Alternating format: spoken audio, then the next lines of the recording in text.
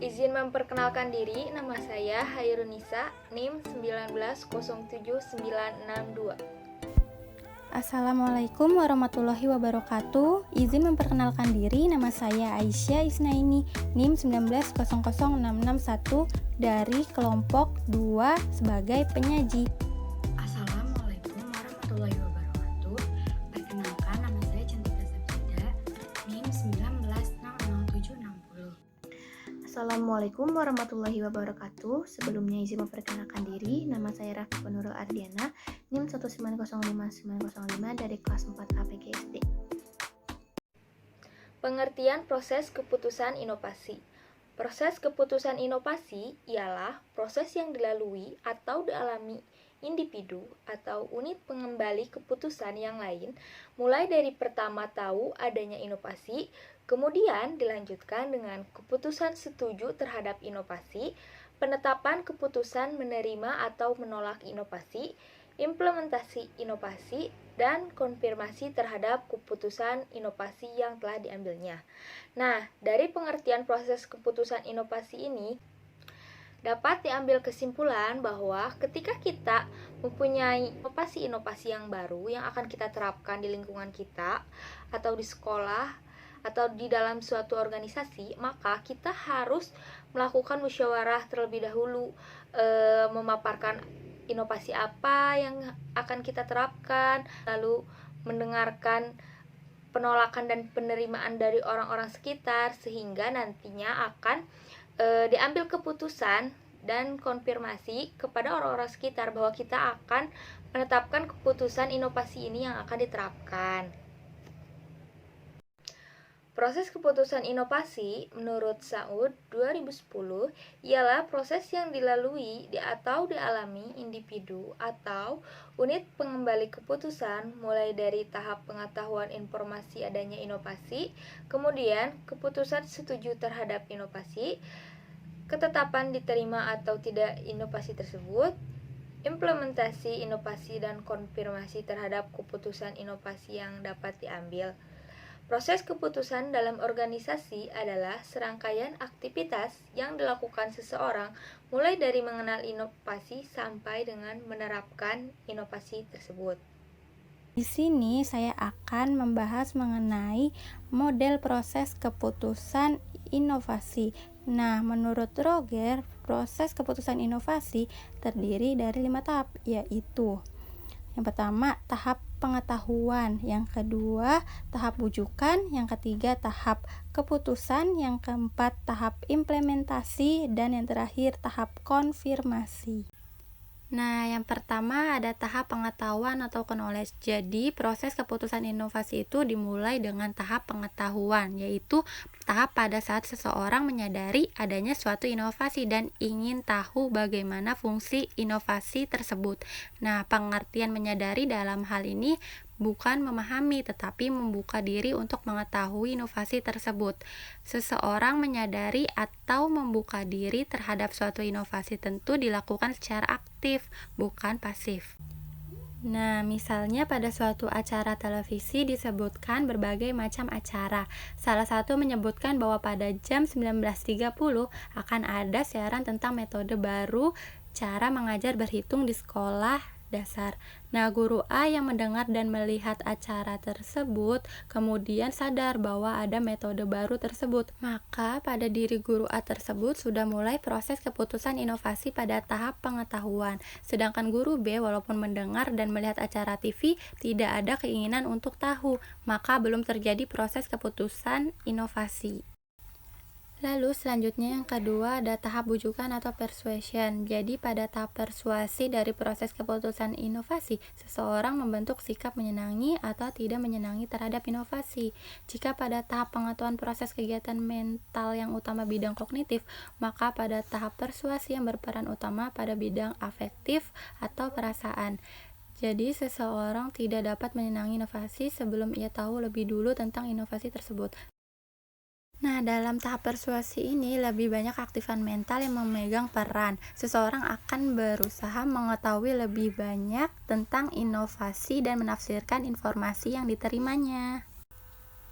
Pada tahap ini berlangsung seleksi informasi disesuaikan dengan kondisi dan sifat pribadinya.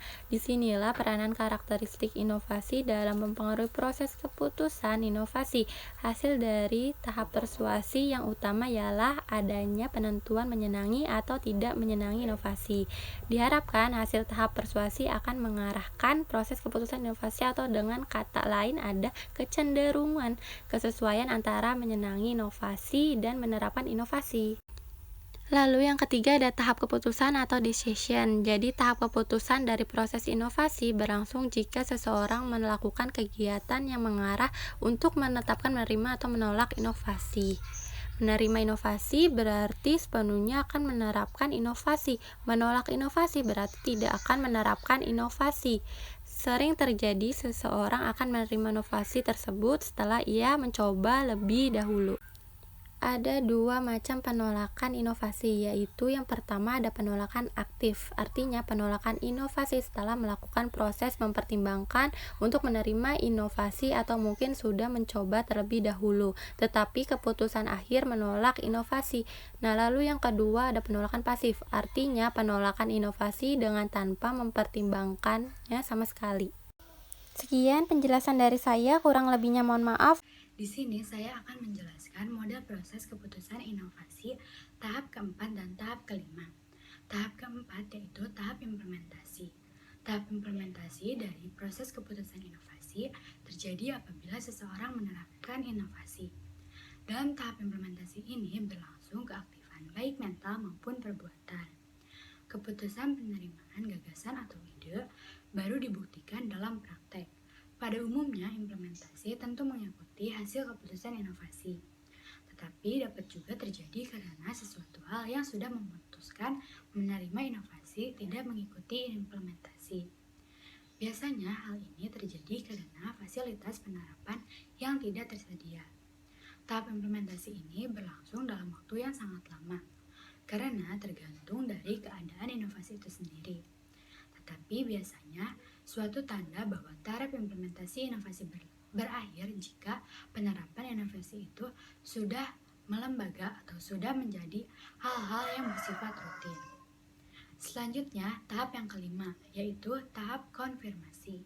Dalam tahap konfirmasi ini, seseorang mencari penguatan terhadap keputusan yang telah diambilnya, dan ia dapat menarik kembali keputusan jika memang diperoleh informasi yang bertentangan dengan informasi semula. Tahap konfirmasi ini sebenarnya berlangsung secara berkelanjutan sejak terjadi keputusan menerima atau menolak informasi yang berlangsung dalam waktu yang tak terbatas. Selama dalam konfirmasi, seseorang berusaha menghindari terjadinya disonansi, paling tidak berusaha menguranginya. Disonansi yaitu perasaan ketidaknyamanan seseorang akibat sikap, pemikiran, dan perilaku yang bertentangan atau tidak sesuai maupun tidak selaras. Jika seseorang merasa dalam dirinya terjadi disonansi, maka ia akan berusaha untuk menghilangkannya, atau paling tidak menguranginya dengan cara mengubah pengetahuannya, sikap, ataupun perbuatannya. Selanjutnya, saya akan menjelaskan tipe keputusan inovasi. Tipe keputusan inovasi ini terdiri dari 4 tipe. Yang pertama yaitu keputusan inovasi opsional. Keputusan inovasi opsional yaitu pemilihan menerima atau menolak inovasi berdasarkan keputusan yang ditentukan oleh individu secara mandiri tanpa tergantung atau terpengaruh dorongan anggota sistem sosial yang lain.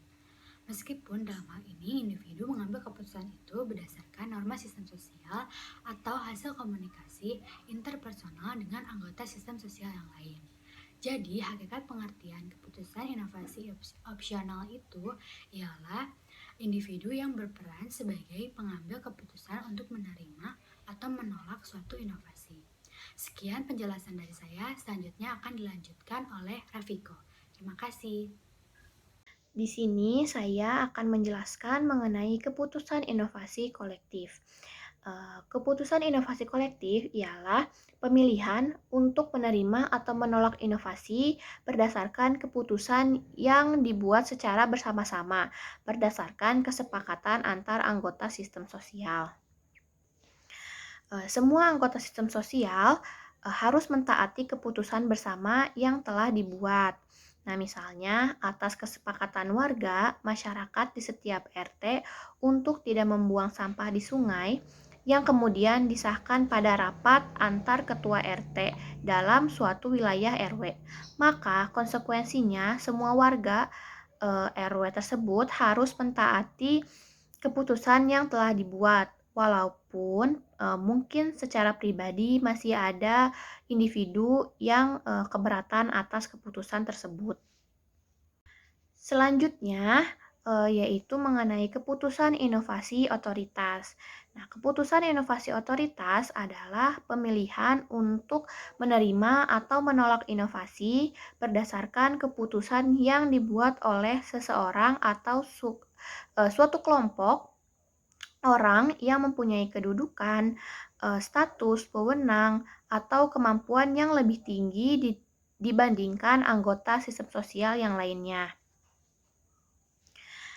Dalam keputusan inovasi otoritas, para anggota sama sekali tidak mempunyai pengaruh atau peranan dalam membuat keputusan inovasi. Nah, para anggota sistem sosial tersebut hanya melaksanakan apa yang telah ditetapkan oleh unit pengambil keputusan. Misalnya, seorang pemimpin memutuskan sejak tanggal 1 Januari seluruh pegawai harus menggunakan seragam putih biru. Nah, maka semua pegawai dalam perusahaan tersebut harus mentaati keputusan yang telah dibuat oleh atasannya tersebut. Keputusan kolektif dan keputusan otoritas biasanya banyak digunakan dalam organisasi formal seperti perusahaan, organisasi pemerintahan, sekolah, perguruan tinggi, dan sebagainya. Nah, sedangkan keputusan opsional sering digunakan dalam penyebaran inovasi kepada petani, konsumen, atau inovasi yang sasarannya anggota masyarakat sebagai individu, bukan sebagai anggota di suatu organisasi. Dan yang terakhir ada keputusan inovasi kontingensi, yaitu pemilihan menerima atau menolak suatu inovasi baru dapat dilakukan hanya setelah ada keputusan inovasi yang mendahuluinya. Misalnya dalam suatu perguruan tinggi, seorang dosen tidak mungkin untuk memutuskan secara opsional untuk memakai komputer sebelum didahului keputusan oleh pimpinan fakultasnya untuk melengkapi peralatan fakultas dengan komputer. Jadi, ciri pokok dari keputusan inovasi kontingen ialah digunakannya dua atau lebih keputusan inovasi secara bergantian untuk menangani suatu difusi inovasi.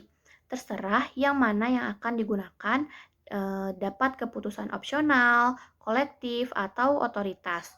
Sistem sosial terlibat secara langsung dalam proses keputusan inovasi kolektif, otoritas, dan kontingen, dan mungkin tidak secara langsung terlibat dalam keputusan inovasi opsional.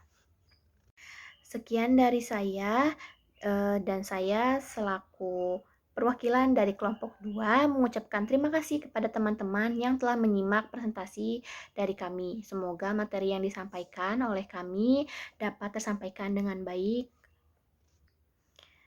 dan dapat dipahami dengan baik juga. Mohon maaf apabila ada kesalahan. Wassalamualaikum warahmatullahi wabarakatuh.